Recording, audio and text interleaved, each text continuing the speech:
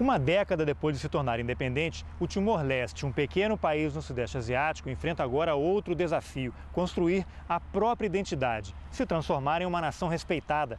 Um sonho que foi negado aos timorenses pelo colonialismo português e depois pela violenta ocupação pela Indonésia.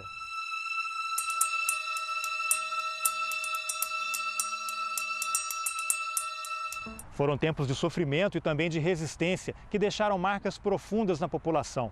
Dividido entre o passado e a vontade de alcançar um futuro melhor, o país agora tenta administrar as diferenças que hoje separam antigos aliados. São feridas abertas na época do terror imposto pelos invasores que ainda não cicatrizaram.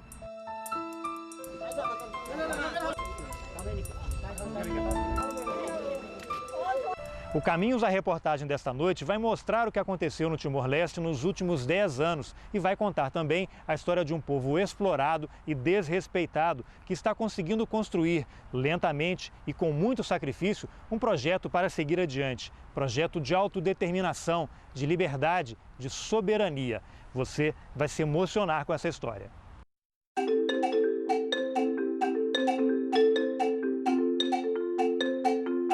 Belas praias,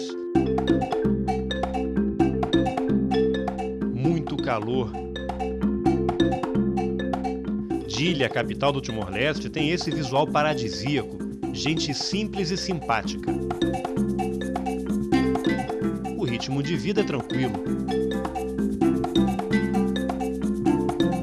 Nas escolas, a criançada aprende as primeiras palavras em português. Apesar de ser uma das línguas oficiais do país, apenas 10% das pessoas dominam o idioma. Nas ruas, o que se ouve mesmo é o tétum, dialeto também considerado idioma oficial timorense. Apesar da confusão das línguas, é possível ver na sala de aula uma nova geração, que é hoje o retrato de um povo que se reinventa a cada dia.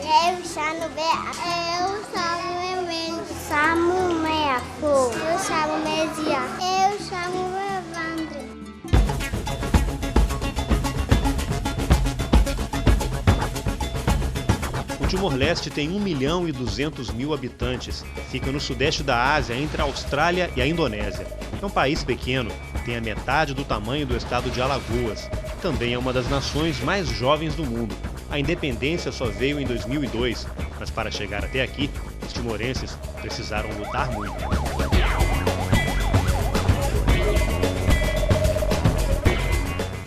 Participei na resistência já nos meus 15 anos, em 75, 76, 77, no mato, praticamente, 3 anos no mato.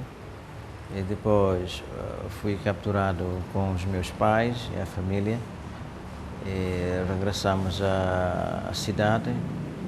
E em 1981, 82,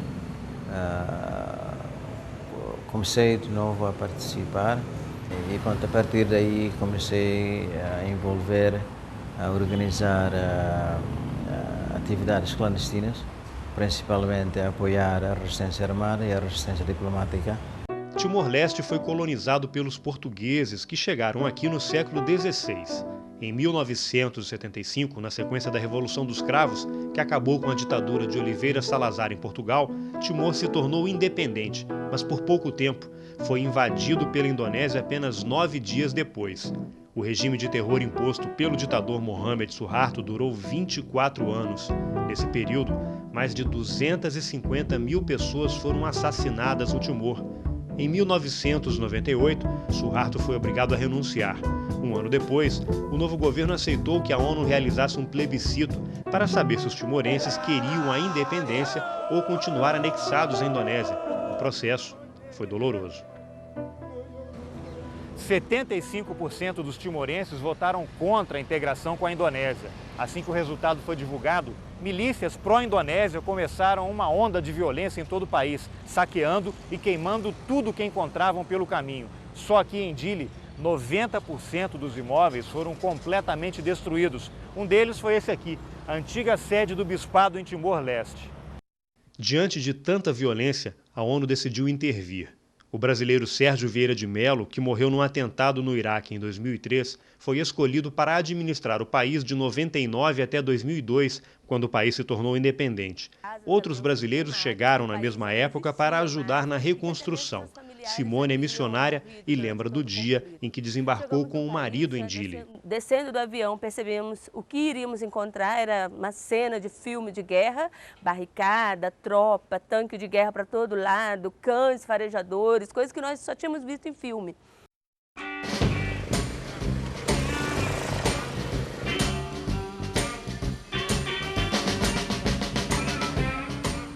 Ainda hoje as Nações Unidas estão presentes aqui, mas a missão agora é garantir a segurança da população. Uma das tarefas é treinar a polícia timorense.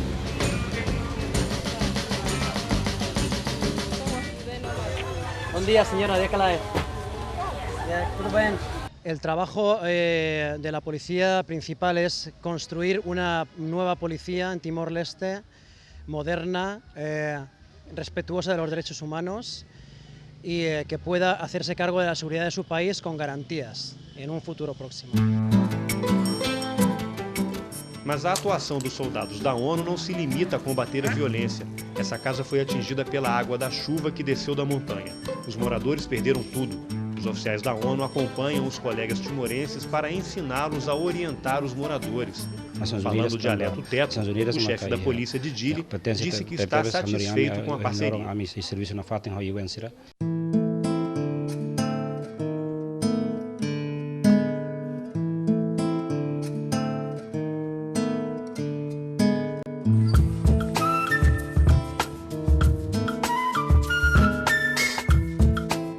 O índice de criminalidade é baixo no Timor-Leste. O seu Manuel tem uma banca num dos mercados da cidade e nem se preocupa em guardar a mercadoria à noite. Os produtos ficam assim, simplesmente tapo com uma lona e deixo assim até amanhã, continuo a minha tarefa para diante. Sim, tem gatunos em Timor, mas de vez em quando.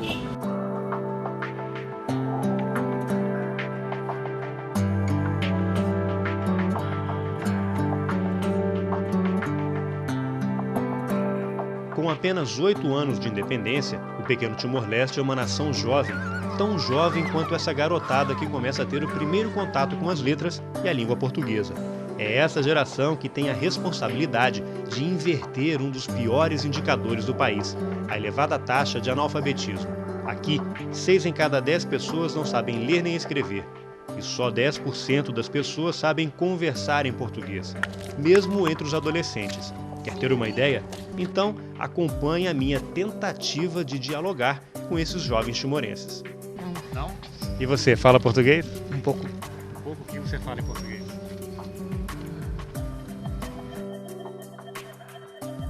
Como você viu, a comunicação não é tão fácil.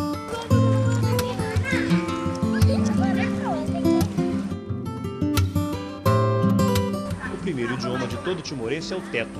As crianças só começam a aprender o português com 5, 6 anos de idade, quando vão para escolas como esta, reformada pelo Exército Brasileiro e que recebeu o nome de Duque de Caxias. A professora é obrigada a falar sempre português e tentam acompanhando para depois eles poderem ter essa noção de conhecimento das palavras. Com a invasão da Indonésia em dezembro de 1975, a língua portuguesa foi banida. Só era permitido falar o Bahasa indonésio. Hoje, cerca de 70% das pessoas falam Bahasa. Desde 2002, quando o Timor se tornou independente, o português passou a ser, junto com o teto, a língua oficial. É falado nas escolas e nas repartições públicas. Os documentos oficiais também são impressos no idioma herdado de Portugal, que aos poucos vai ganhando espaço nas aulas, como nessa turma de pré-primário.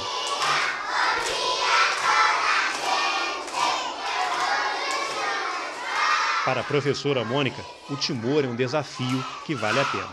Quero que esse meu país, mais tarde, tenha bons produtos, que através dessa minha metodologia podemos colher bons frutos para desenvolver essa nação. Eu queria casar com a lua.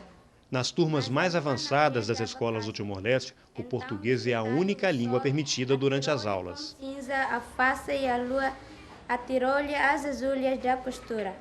Por isso, a lua ficou sem brilho e o sol cheio de raios. Depois de 6 anos tendo aula em português, os estudantes começam a dominar o idioma, mas o aprendizado ainda é lento. Em casa, eles só falam téton com a família, o que limita bastante as chances de praticar a língua. Mas todos eles sabem que, falando português, terão um futuro melhor em Timor-Leste. Por que é importante falar português? É importante falar português porque português é a língua oficial de Timor-Leste e é importante para a minha vida futura. Ao contrário da jovem estudante, muita gente defende que, em vez do português, o inglês deveria ser a língua oficial. Isso porque o Timor é vizinho da Austrália, país que ofereceria mais oportunidades de trabalho para os timorenses. O governo discorda. Bom, são argumentos simplistas, só porque eu estou perto da Austrália, tenho que falar inglês. Bom, então disse o mesmo aos mexicanos: olha, vocês estão perto aí dos Estados Unidos, façam um favor, falem todos o inglês. Absurdo. As línguas são as línguas, têm a ver com história, têm a ver com